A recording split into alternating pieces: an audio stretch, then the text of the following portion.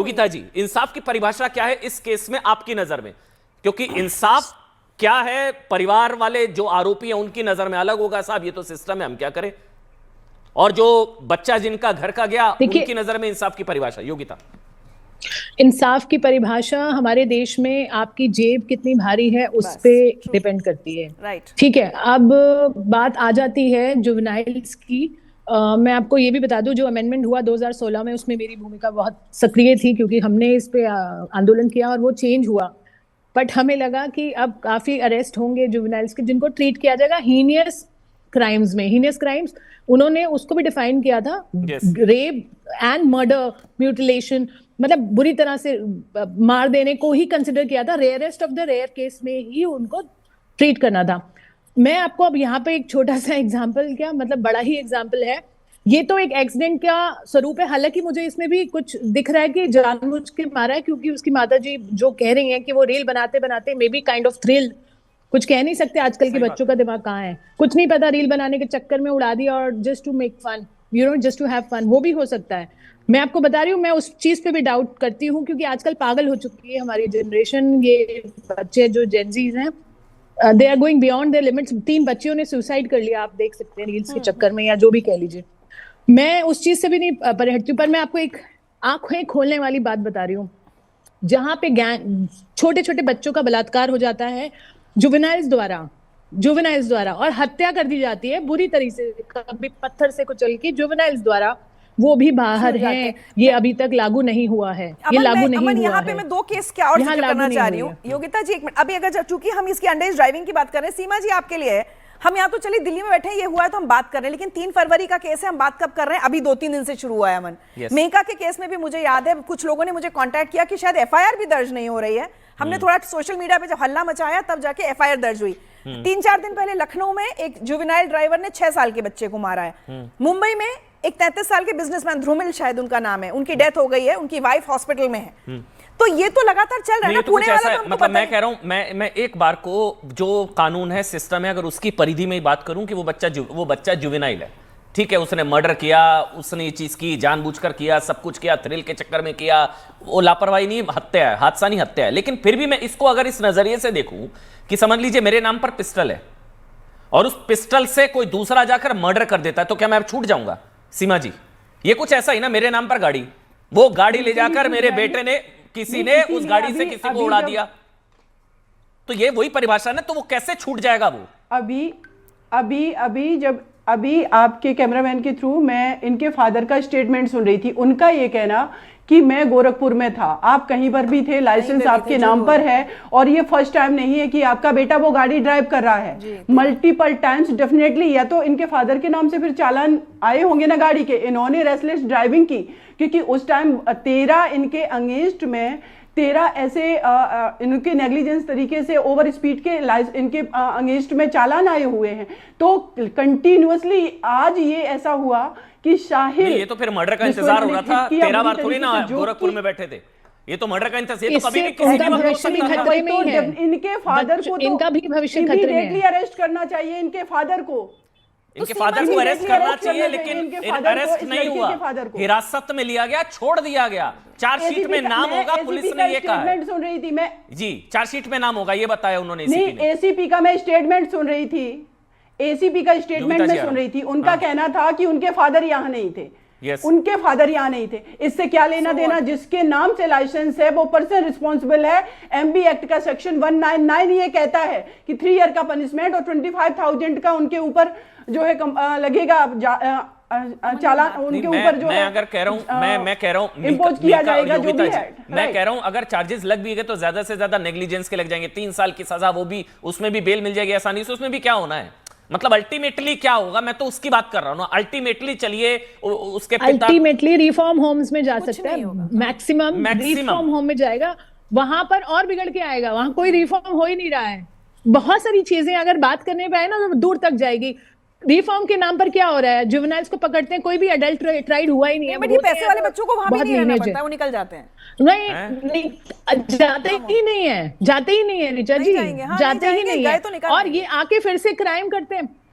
नहीं, और इतने, और वहां पर कोई रिफॉर्म्स नहीं हो रहे, आके ये रिपीट क्राइम करते हैं। जितने भी गैंग्स हैं ना आजकल, जुवेनाइल्स को यूज क्यों कर रहे हैं? Why they are using to kill? सुपारी किनको दी जा रही है आजकल? जुवेनाइल्स को दी जा रही है, बिकॉज दे गेट अवे। तो ये ना हमारा जो भविष्य अधिकार में है, आप देखिए इसको लार्जर पिक्चर पे, आजकल जितने नाबालिग आरोपी आ रहे हैं उससे ज्यादा नहीं आ रहे, क्योंकि गैंग्स भी उनको यूज कर रहे हैं। ये तो एक्सीडेंट की बात करें, हालांकि मैं यहाँ पर बोलूंगी कि 17 साल उसने चेंज किया अपना स्टेटमेंट, और उसमें बहुत बड़ी प्रक्रिया होती है। जब हम किसी रेपिस्ट को भी सजा दिलाते हैं, उसमें बोन टेस्ट, जैसा सीमा ने बोला, बहुत सारी चीजें हैं। ये 15 दिन में नहीं होती है, बहुत 15 दिन में कि जब पुलिस ने पकड़ा उस टाइम उसने बोला बचने के लिए नहीं, मैं तो 19 साल का हूं। तो मतलब वो घबराहट में उसने बोला, ये मैं नहीं कह रहा हूं, ऐसा पुलिस का पक्ष है, क्योंकि पुलिस की तरफ से हमारे हाथ में भी उसका जो बर्थ सर्टिफिकेट है वो ये है हमारे हाथ में। उस हिसाब से उसकी उम्र आज की डेट में 17 साल है। आज की डेट में उसकी उम्र 17 साल है। ये पुलिस का एफआईआर में 19 की एज, आप ठीक कह रही हैं, एफआईआर में 19 है, लेकिन जब डॉक्यूमेंट्स चेक हुए तब वो पता लगा वो 17 साल का, इसलिए उसको एग्जाम की वजह से।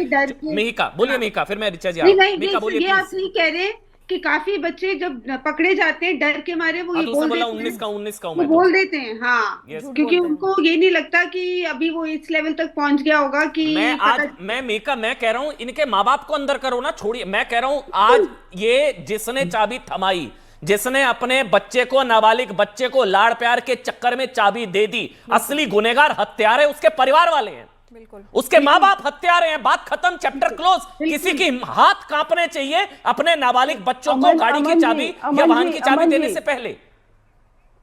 सीमा जी, मेरे केस में इन्होंने बोला था, लेट मीका कंप्लीट। मीका जी आप बोलिए, फिर सीमा जी एक मिनट। मीका बोलिए मीका। इसमें ये बच्चे दोनों किसी और फ्रेंड के घर में पार्टी कर रहे थे, किसी और फ्रेंड का बर्थडे सेलिब्रेट कर रहे थे किसी और के घर में।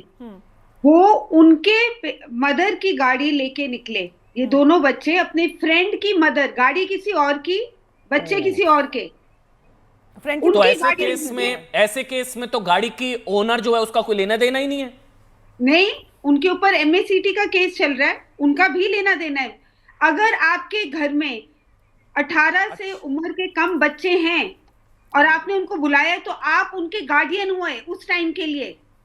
ओके, यानी कि जो आपके हस्बैंड आलोक, जिनकी आप बात कर रही हैं, जो 2 अंडर एज ड्राइवर्स थे, वो ड्रंक थे, उन्होंने दारू पी हुई थी, वो माइनर्स थे, और वो गाड़ी लेकर गए थे अपनी फ्रेंड। नहीं, जहां पार्टी चल रही थी, अच्छा, वहां की गाड़ी लेकर अपनी गाड़ी दे दी वहां के। और वो जो पेरेंट्स है, जिसके बच्चे का 18th बर्थडे सेलिब्रेट हो रहा था, उनके पेरेंट्स ने पहले बोला कि हमने तो बच्चों को गाड़ी दी सुबह 4-5 बजे कि चलो अब घर चले जाओ। पहली बात तो ये कि आपने चाबी कैसे दे दी माइनर्स को। फिर उन्होंने स्टेटमेंट बदला कि हम तो सोने चले गए थे, बच्चे गाड़ी की चाबी खुद उठा के। माँ बाप हत्यारे हैं भाई, सीधी सी बात खत्म। पूरा परिवार उजड़ गया आपकी लापरवाही के चक्कर में।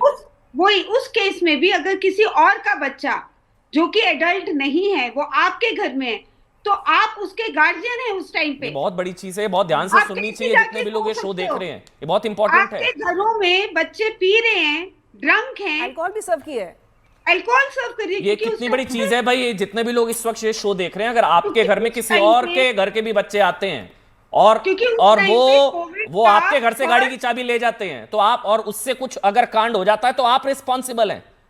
तो वो रिस्पॉन्सिबल है जो गाड़ी का मालिक है। और जो मीका के केस में हुआ, जो आलोक जी के केस में हुआ, जिसकी लड़ाई वो आज तक लड़ रही हैं,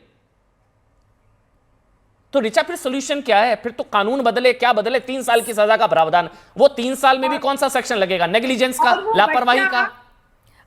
मेरा ये कहना है, मैं 2016 से हम लोग लगातार बात कर रहे हैं सिद्धार्थ के केस से लेके आज तक, एक भी आप मुझे बता दीजिए केस में बड़ी सजा हुई हो। आप कह रहे हो जुवेनाइल को नहीं दे सकते, आपने माता पिता को क्या 5 साल के लिए, 10 साल के लिए जेल में डाला? 3 साल का क्या होता है पूरा केस? जो योगिता ने कहा, पैसा, पुलिस से लेकर जुडिशरी तक सारा ये लोग मैटर वो कर लेते हैं। एक कानपुर का केस याद दिलाना चाहती हूँ अमन, 2023 में एक लड़के ने 2 को मारा, उसके बाद 24 में फिर एक्सीडेंट किया। वो लड़का दूसरी बार एक्सीडेंट क्यों कर पाया? क्योंकि उसको पकड़ा नहीं गया था।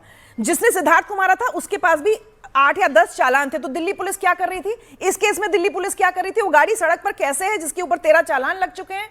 तो आप ये समझिए ना, जब तक इस, जैसे आपने नजीर शब्द का इस्तेमाल किया था, एक नजीर इस देश में जुवेनाइल अंडर एज ड्राइविंग में किसी की हत्या हो जाती है, हत्या ही कहेंगे, बड़ी सजा, माता पिता को भी और उस लड़के को भी या लड़की को भी, जिस जुवेनाइल को नहीं होगी तब तक कुछ नहीं और बदलेगा। ये सोचिए ना, जब इसके बाप से न्यूज़ 18 इंडिया ने बात की, बिल्कुल उसको कोई अफसोस नहीं है। वो कह रहे मेरे लड़के की गलती है ही बिल्कुल नहीं, नहीं। वकील मेरे ने लड़के की समझा दिया गलती होगा, नहीं वो है। वकील ने समझा दिया होगा, कैसे हैं? बोल दो।